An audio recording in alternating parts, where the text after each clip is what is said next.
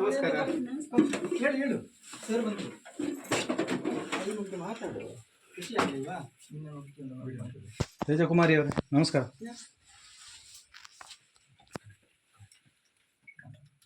ನಾನು ಆಚೆ ಹೋಗ್ತೇನೆ ಆಯ್ತಾ? ಯಾಕೆ ನಿಮ್ಮಲ್ಲಿ ಇವರು ರಾಜಣ್ಣ ಕೊಟ್ಟದ್ದೊಂದು ಐಟಮ್ ಸರ್ ನೀವು ಮಾತಾಡಿಸ್ಬಿಡಿ. ಮಾಲಿಂಗೇಶ್ವರ ದೇವಸ್ಥಾನದ ಊಟ ಪಾಯಸದ ಊಟ ಉಂಟು. ಸಾಯಂಕಾಲ ಚಹಾ ಕೊಡ್ತೇವೆ, ರಾತ್ರಿ ಒಳ್ಳೆ ಊಟ ಕೊಡ್ತೇವೆ, ಹಾಸಿಗೆ ಉಂಟು, ಫ್ಯಾನ್ ಉಂಟು, ಶೌಚಾಲಯ ಉಂಟು. ಅಲ್ಲಿ ಒಂದು ಸ್ವಲ್ಪ ದಿವಸ ನಿಂತು ಈ ಮನೆ ಹೊಸತ್ತಾಗಿ ಮನೆ ಕಟ್ಟಿ ಕೊಡ್ತಾರಂತೆ ಧರ್ಮಸ್ಥಳದವರು. ಮತ್ತೆ ವಾಪಸ್ ನಾವು ಇಲ್ಲಿ ಬಂದು ಗೃಹ ಪ್ರವೇಶ ಮಾಡಿ ನಮಗೆಲ್ಲ ಒಂದು ಪಾಯಸದ ಊಟ ಹಾಕಿ ಹೇಗೆ ಆಗ್ಬೋದಲ್ಲ? ಆಯ್ತು ನೋಡಿ, ಇವರೆಲ್ಲ ನಿಮ್ಗೋಸ್ಕರ, ನಿಮ್ಮ ಶ್ರೇಯೋಭಿವೃದ್ಧಿಗೋಸ್ಕರ ಉದಯವಾಣಿಯವರು, ಸುದ್ದಿ ಪತ್ರಿಕೆಯವರು ಎಲ್ಲ ನಿಮಗೋಸ್ಕರ ತುಂಬ ಶ್ರಮಪಟ್ಟು ಎಲ್ಲರೂ ಜನರಿಗೆಲ್ಲ ತಿಳಿಸುವ ಹಾಗೆ ಮಾಡಿದ್ದಾರೆ. ಹಾಗೆ ಧರ್ಮಸ್ಥಳ ಯೋಜನೆಯವರು ಮನೆ ಕಟ್ಟಿ ಕೊಡ್ತಾರೆ ಹೇಳಿದ್ದಾರೆ.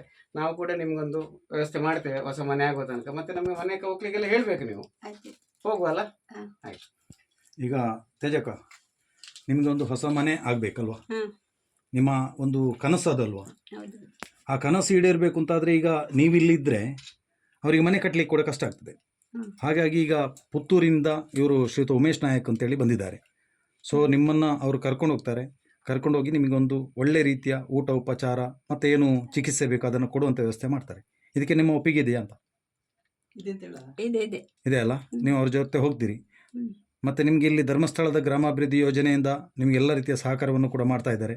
ಮತ್ತು ನಮ್ಮ ಇಲಾಖೆಯವರು ಕೂಡ ಬಂದಿದ್ದಾರೆ, CDPO ಇಲಾಖೆಯಿಂದ ಕೂಡ ಬಂದಿದ್ದಾರೆ ಮೇಡಮ್, ಇವರು ದೀಪಿಕಾ ಅಂತೇಳಿ, ಮಹಿಳಾ ಮತ್ತು ಮಕ್ಕಳ ಇಲಾಖೆಯಿಂದ. ಹಾಂ, ಅವರು ಕೂಡ ಮಾತಾಡ್ತಾರೆ. ಹೇಳಿ ಮೇಡಮ್, ನಿಮ್ಮ ಇಲಾಖೆಯಿಂದ ಬಿಡಿ, ಧರ್ಮಸ್ಥಳದ ಇಲಾಖೆ ವತಿಯಿಂದ ನೀವು ಏನು ಸಹಕಾರ ಮಾಡ್ಬೋದು ಅಂತೇಳಿ. ನಿಮಗೆ ಈಗ ಕೌನ್ಸಿಲಿಂಗ್ ಎಲ್ಲ ಮಾಡ್ತಾರೆ ಅಲ್ಲಿ. ನಿಮಗೆ ವ್ಯವಸ್ಥೆ ಏನು, ಮುಂದೆ ಹೇಗೆ ಜೀವನ ನಡೆಸಬೇಕು ಅಂತ ಹೇಳೋದ್ರ ಬಗ್ಗೆ ನಿಮಗೆ ಅಲ್ಲಿ ಎಲ್ಲ ಹೇಳಿಕೊಡ್ತಾರೆ. ಆಮೇಲೆ ನಿಮಗೆ ಇಲ್ಲಿ ಮನೆ ಕಟ್ಟೋ ತನಕ ಅಲ್ಲಿ ಪೂರ್ತಿ ವಸತಿಯ ವ್ಯವಸ್ಥೆಯನ್ನು ಅವ್ರು ಮಾಡ್ತಾರೆ. ಹಾಗೆ ನಮ್ಮ ಇಲಾಖೆಯಿಂದ ಕೂಡ ನಿಮಗೆ ಸಪೋರ್ಟ್ ಮಾಡ್ತೇವೆ ನಾವು, ಏನು ಸಮಸ್ಯೆ ಆಗದ ಹಾಗೆ. ನಮ್ಮ ಮಹಿಳೆಯರ ಮತ್ತು ಮಕ್ಕಳ ಅಭಿವೃದ್ಧಿ ಇಲಾಖೆಯಿಂದ ಕೂಡ ಸಪೋರ್ಟ್ ಮಾಡ್ತೇವೆ ನಿಮಗೆ. ಹಾಗೆ ನೀವು ಒಪ್ಪಿಕೊಂಡು ಅಲ್ಲಿ ಹೋದರೆ, ಅವರ ಸಂಸ್ಥೆಗೆ ಹೋದರೆ ನಿಮಗೆ ಒಳ್ಳೇದಾಗ್ತದೆ ಅಂತೇಳಿ. ಹಲವಾರು ವರ್ಷಗಳಿಂದ ಈ ರೀತಿಯ ನಿರ್ಗತಿಕರು ಅಥವಾ ಅನಾಥರು ಎಲ್ಲಿಯಾದರೂ ಕಂಡ್ರೆ ಅವರಿಗೊಂದು ಪುನರ್ವಸತಿ ಮಾಡಬೇಕಂತ ಹೇಳುವಂಥ ಒಂದು ಏನು ಹೇಳ್ತೇವೆ ಸೇವಾ ಭಾವದಿಂದ ನಾನು ಅನೇಕ ವ್ಯಕ್ತಿಗಳಿಗೆ ಇದೇ ರೀತಿ ಮಾಡಿದ್ದೇನೆ. ಆ ನಿಟ್ಟಿನಲ್ಲಿ ಈ ಉದಯವಾಣಿ ಪತ್ರಿಕೆ ಹಾಗೂ ಸುದ್ದಿ ವಾಹಿನಿಯಲ್ಲಿ ಕೂಡ ಈ ವಿಷಯವನ್ನು ನಾನು ಗಮನಿಸಿದೆ. ಹಾಗೆ ಇವರನ್ನು ಪತ್ರಕರ್ತರನ್ನು ಸಂಪರ್ಕಿಸಿ ಅವರ ಸಹಕಾರ ಮತ್ತು ಮಹಿಳಾ ಮತ್ತು ಮಕ್ಕಳಿಗೆ ಇಲಾಖೆ, ಶಿಶು ಅಭಿವೃದ್ಧಿ ಇಲಾಖೆ ಮತ್ತು ಧರ್ಮಸ್ಥಳ ಗ್ರಾಮಾಭಿವೃದ್ಧಿ ಯೋಜನೆ ಮತ್ತು ಅವರ ಸಂಬಂಧಿಕರಾದ ಗಿರೀಶ್ ಅವರು ಇರ್ಬೋದು, ಮತ್ತು ಕುಸುಮ ಅವರು, ವಿನಯ್ ಅವರು, ಇವರನ್ನೆಲ್ಲ ಸಂಪರ್ಕಿಸಿ ಇಲ್ಲಿ ಇವರನ್ನೊಂದು ಪುನರ್ವಸತಿ ಮಾಡಬೇಕಂತ ಹೇಳುವಂಥ ವಿಷಯ. ಯಾಕಂತೇಳಿ ಈ ಮನೆ ನೋಡುವಾಗ ಈ ಮನೆಯಲ್ಲಿ ಈ ಮಳೆಗಾಲದಲ್ಲಿ ಎಷ್ಟು ದಿವಸ ಈ ಮಳೆಗಾಲದಲ್ಲಿ ಈ ಮನೆ ಉಳಿತದೆ ಅಂತ ಹೇಳಲಿಕ್ಕೆ ಆಗೋದಿಲ್ಲ. ಅದರಿಂದಾಗಿ ಜೀವಹಾನಿ ಆಗುವಂಥ ಒಂದು ಸಾಧ್ಯತೆಗಳು ಇದೆ. ಅದರಿಂದಾಗಿ ಇವರನ್ನು ಹೊಸ ಮನೆ ಆಗೋ ತನಕ, ಹಾಗೆ ನಾವು ಧರ್ಮಸ್ಥಳ ಗ್ರಾಮಾಭಿವೃದ್ಧಿ ಯೋಜನೆಯ ಸೂಪರ್ವೈಸರ್ ಜಯಶ್ರೀ ಅವರನ್ನು ಸಂಪರ್ಕಿಸುವಾಗ ಧರ್ಮಸ್ಥಳ ಯೋಜನೆ ಅಡಿಯಲ್ಲಿ ಕೂಡ ಇಲ್ಲಿ ಇವರಿಗೊಂದು ನೂತನ ಮನೆಯನ್ನು ಕೂಡ ನಿರ್ಮಾಣ ಮಾಡಿಕೊಡ್ತಾರೆ. ವಾಸ್ತವ್ಯ ಯೋಜನೆಯಲ್ಲಿ ಹೊಸ ಮನೆಯನ್ನು ಕಟ್ಟಿಕೊಡ್ತಾರೆ ಹೇಳಿದರು. ಆದರೆ ಎಷ್ಟು ಸಮಯ ಹೋಗ್ತದೆ ಹೇಳಲಿಕ್ಕಾಗೋದಿಲ್ಲ, 3 ತಿಂಗಳಾಗ್ಬೋದು, 6 ತಿಂಗಳಾಗ್ಬೋದು. ಆ ನಿಟ್ಟಿನಲ್ಲಿ ಆ ಮಳೆಗಾಲದ ಒಂದು ಕಷ್ಟದ ಸಮಯದಲ್ಲಿ ಇವರು ಇಲ್ಲಿ ಇರುವುದು ಬಹಳ ಅಪಾಯ ಅಂತ ಹೇಳುವಂಥ ಒಂದು ವಿಚಾರವನ್ನು ಮನಗಂಡು ನಾವು ಪುತ್ತೂರಿನ ದೀಪಶ್ರೀ ವೃದ್ಧಾಶ್ರಮ ಅಂತೇಳಿ ಡಾಕ್ಟರ್ ಶ್ರೀಧರ್ ಅಂತ ಹೇಳಿದ್ದಾರೆ ಒಬ್ಬರು, ಅವರು ಬೆಂಗಳೂರಿನಲ್ಲಿ ಇರುವಂಥ ದೀಪಶ್ರೀ ಆಸ್ಪತ್ರೆಯನ್ನು ಮಾಡ್ತಾ ಇದ್ದಾರೆ. ಅವರ ಒಂದು ವೃದ್ಧಾಶ್ರಮದಲ್ಲಿ ಇವರನ್ನು ತೇಜಕುಮಾರಿ ಅವರನ್ನು ನಾವು ಆಶ್ರಯ ಕೊಡ್ತಾ ಇದ್ದೇವೆ. ಇವರು ಮತ್ತು ಇವರಿಗೆ ಬೇಕಾಗಿರುವಂಥ ಚಿಕಿತ್ಸೆಯನ್ನು ಕೂಡ ಕೊಡ್ತೇವೆ ಅಲ್ಲಿ.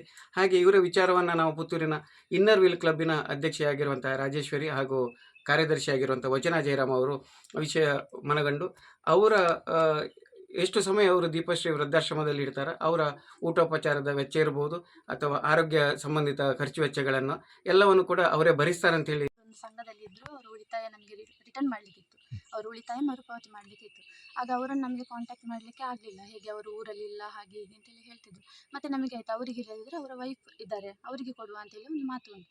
ಮತ್ತೆ ಹುಡುಕಿಕೊಂಡು ಬರುವಾಗ ಇಲ್ಲಿಂದ ಮೊದಲ ಸೇವಾ ಪ್ರತಿನಿಧಿ ಸುಲೋಚನಾ ಅಂತೇಳಿ, ಮತ್ತು ಪುಷ್ಪ ಮೇಡಮ್ ಅಂತ ಕ್ಯಾಶಿಯರ್ ಮೇಡಮ್, ಅವರೊಟ್ಟಿಗೆ ನಾವು ಫೀಲ್ಡಿಗೆ ಬರುವಾಗ ಇಲ್ಲಿ ಬಂದು ನೋಡಿದಾಗ ಈ ಮನೆಯ ಪರಿಸ್ಥಿತಿ ನೋಡುವಾಗ ಅವ್ರ ಹತ್ರ ಏನು ಮಾತಾಡಬೇಕು ಅಂತಲೇ ಗೊತ್ತಾಗ್ತಿರ್ಲಿಲ್ಲ. ಅಂಥ ಒಂದು ಪರಿಸ್ಥಿತಿಯಲ್ಲಿ ಮೊದಲು ಬರುವಾಗ ಇದ್ದರು. ಕಾಲಿಡ್ಲಿಕ್ಕೆ ಆಗಲಿಲ್ಲ, ಅವರು ಕೂದಲು ಫುಲ್ ತೆಗೆದು ಕೂದಲೆಲ್ಲ ಇಲ್ಲಿ ಬಿದ್ದಿತ್ತು. ಅದನ್ನು ನೋಡುವಾಗ ಮತ್ತು ನಮ್ಮ ಸಂಸ್ಥೆಯಿಂದ ನಮಗೆ ಯಾವ ಒಂದು ಉಪಕಾರ ಅವರಿಗೆ ಮಾಡಬಹುದು ಅಂತ ಹೇಳುವಾಗ ಮೊದಲನೇ ಅವರು ಊಟ ಮಾಡ್ತಾ ಇರಲಿಲ್ಲ.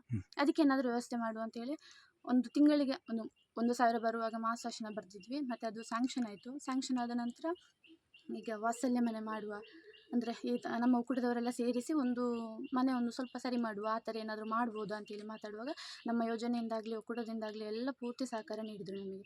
ಮತ್ತೆ ಒಂದು ದಿನ ಫಿಕ್ಸ್ ಮಾಡಿ ಎಲ್ಲ ಬಂದು ಇಲ್ಲಿಯ ಕಾರ್ಡೆಲ್ಲ ತೆಗೆದು ಇದಕ್ಕೆ ಟರ್ಪಲ್ ವ್ಯವಸ್ಥೆ ಮಾಡಿ, ಆಮೇಲೆಲ್ಲ ಸ್ವಲ್ಪ ನಮ್ಮ ಪಿಯೋನವರು ಯೋಜನಾಧಿಕಾರಿ ಎಲ್ಲರೂ ಬಂದು ನೋಡಿ ಮಾತಾಡಿ ಇದನ್ನು ಮುಂದೆ ಏನು ಮಾಡಬಹುದು ಅಂತೇಳಿ ಒಂದು ವಾತ್ಸಲ್ಯ ಮನೆ ನಿರ್ಮಾಣ ಮಾಡುವ ಅಂತೇಳಿ ಆಯಿತು. ಮತ್ತು ಅದೇ ಹಾಗೆ ಮಾಧ್ಯಮದವರು ನೀವು ಬಂದ ನಂತರ ಸುದ್ದಿ ವೈರಲ್ ಆಯಿತು. ಅಲ್ಲಿಂದ ನಮ್ಮ ದೀಪಶ್ರೀ ವೃದ್ಧಾಶ್ರಮಕ್ಕೆ ಹೋಯಿತು. ಅವರು ಈಗ ಮಾಡಲಿಕ್ಕೆ ಮುಂದಾದರು. ಖಂಡಿತವಾಗಿ ಅವರನ್ನು ನಾವು ಮೊದಲು ನೋಡೋದಕ್ಕಿಂತ ಇವಾಗ ಎಷ್ಟೋ ಒಂದು ಇಂಪ್ರೂವ್ಮೆಂಟ್ ಆಗಿದ್ದಾರೆ, ತುಂಬ ಇಂಪ್ರೂವ್ಮೆಂಟ್ ಆಗಿದ್ದಾರೆ.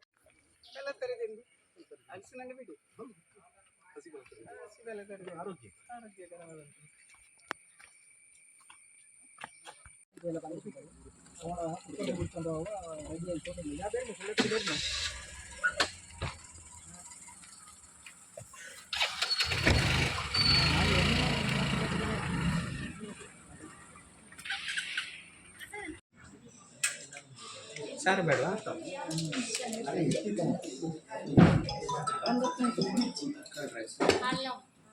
ಸ್ವಲ್ಪ ಸಾರು ಹಾಕು ನನ್ನಕ್ಕೆ.